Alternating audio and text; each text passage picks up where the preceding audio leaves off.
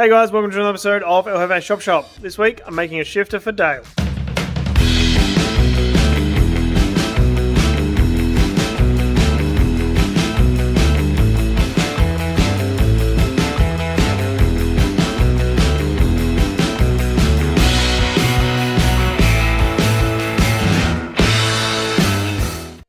Alright, so this week we're making a shifter for a T56. So this is a stock shifter for a T56.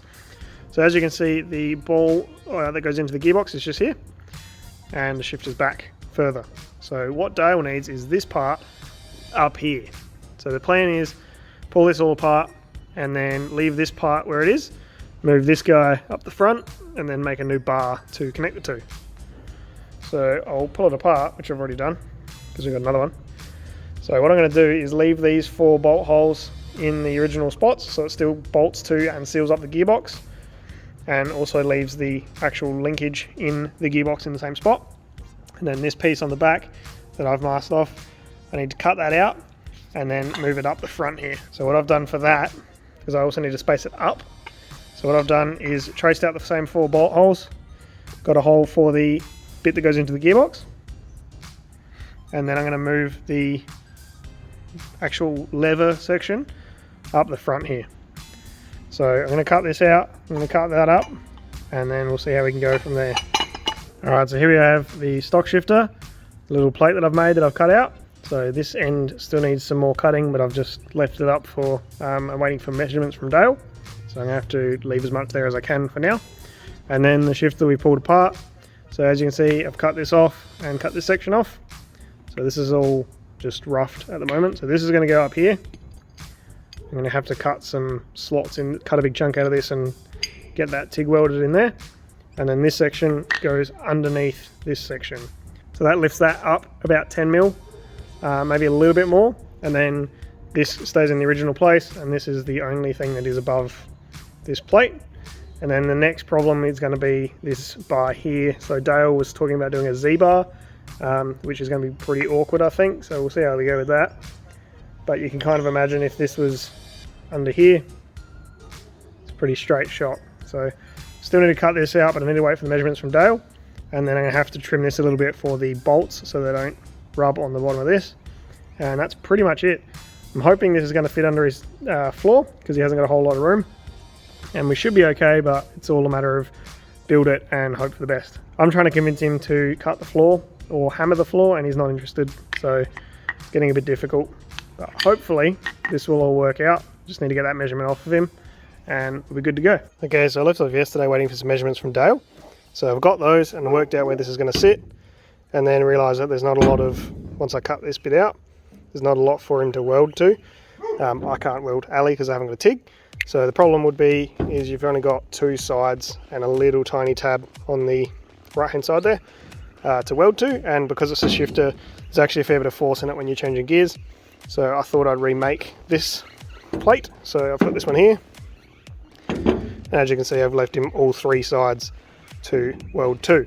So then got the measurements from him, and then we can put this in here, and then once he welds it on, the height he can adjust slightly depending on where he wants it, and then the bar we just have to make longer to go to the section that goes into the gearbox. So pretty much just going to pop that where he needs, weld all 3 sides, and then make a new one of these, and we're good to go. These bolts are just holding these 2 plates together, which will be longer bolts into the gearbox, and should still all seal and everything and sit and be pretty happy. The only issue is going to be is when we put the Z bar back on, is if it hits the outside of this hole here, so we might have to chamfer that a bit, which is fine. So for now I'm just going to leave it and let Dale come and pick it up and weld it, and then we'll go from there.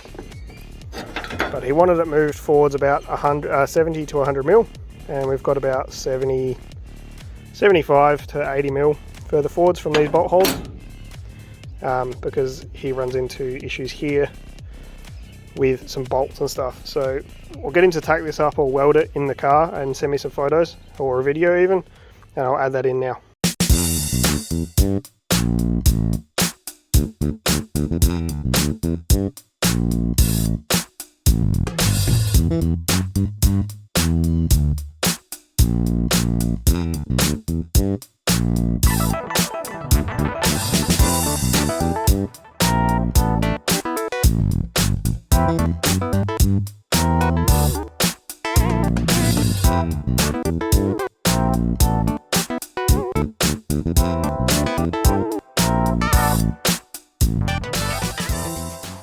Remember, do your best, grind the rest.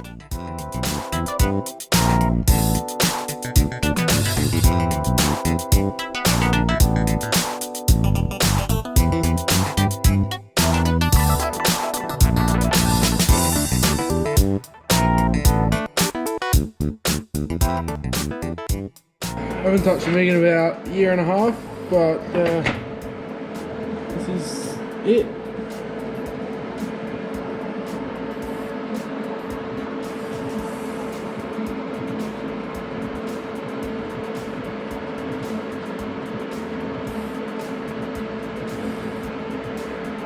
Alright, so the next step of the shifter for Dale's Rodeo is this Z-bar, or what I'm calling a Z-bar. It's just a linkage. Calling it a Z-bar because we thought we were going to have to put a Z in it, but we might not have to.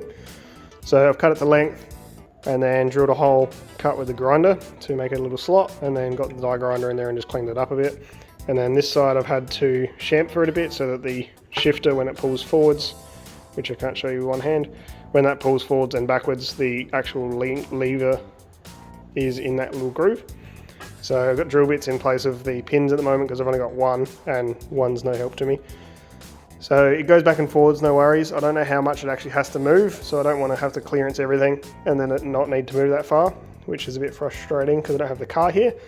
And then side to side is a bit difficult with the drill bits and nothing's bolted on. So I think we're gonna have to bolt it to the gearbox and then give it a test and see if it actually picks gears or not. So I'm probably gonna give it back to Dale, see if he can fit it for me and see how it works in the car. So this is Dale's Rodeo that is LS1 swaps. It's got a T56 in it from a SS, like a VU, VY, whatever it's called. And he's just got it on the road today. So this is the first wash since it's been out of the shed. And I'll show you the engine bay when he's finished washing it. And I'll show you how that shifter works when we go for a drive.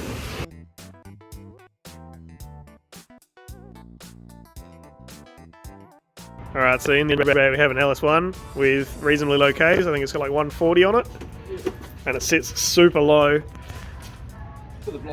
for the blower at some point. But it's all pretty tidy. He's done a really good job of it. And it all fits really well. He hasn't done aircon yet, but that's on the cards for later. And then the heater works and everything's all hooked up. So it's pretty much aircon, cruise control, and some of the gauges. We need a bit of fettling, but other than that, it's all good to go.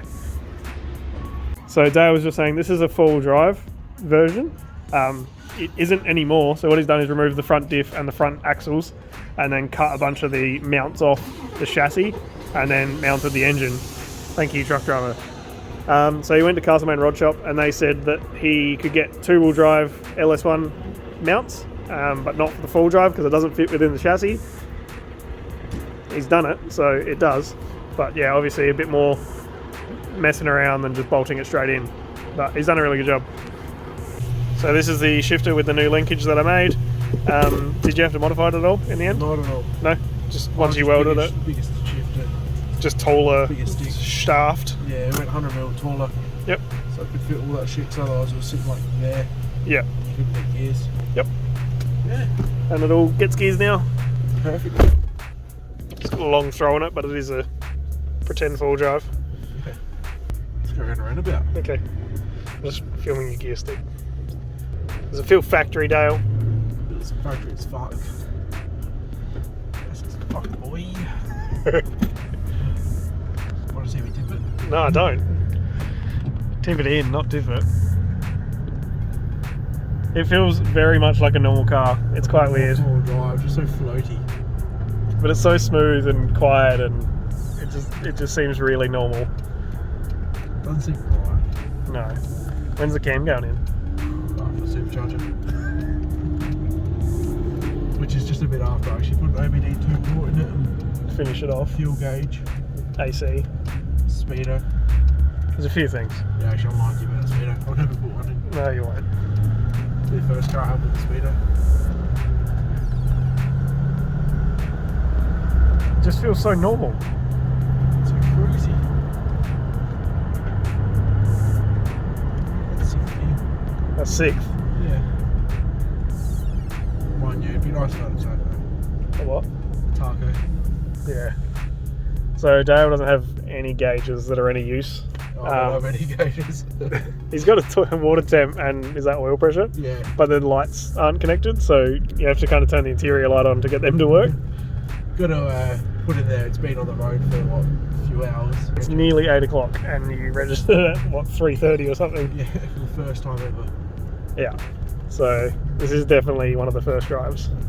But that shifter though, look at it go. Smooth, boy. Even though you can't see on the light, just pretend. Oh,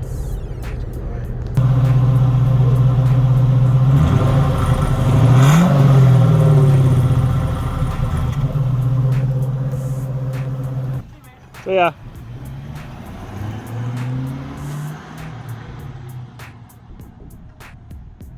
Just gonna call Dale out while he's not looking. Mount your ECU.